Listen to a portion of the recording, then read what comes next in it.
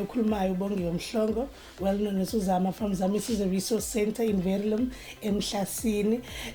From Zamisizwe Resource Center lana ke sidila kakhulu nomphakathi ohlwempu ngokuhlukana kwawo, sidila kakhulu nabantu abasha, sibalekelele kuma skills, sidila kakhulu nogogo, we develop them, senza ama programs nabo. Kanjalo futhi nabantwana siyabaphakela, sibapha ukudla okufudumele, sibakelele lalabo ngenama birth certificate. Even those children with different abilities emphakathini siyabalekelela kakhulu. Thina ku resource center sinama board members amathathu, bese kuba a team of 10, include myself as a director.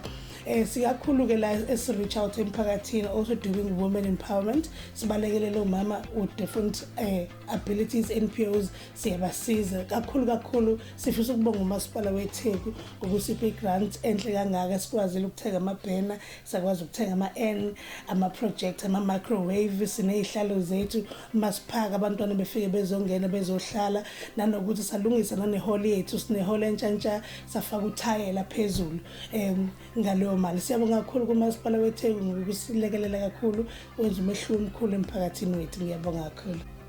Danke uMasipala weTheku.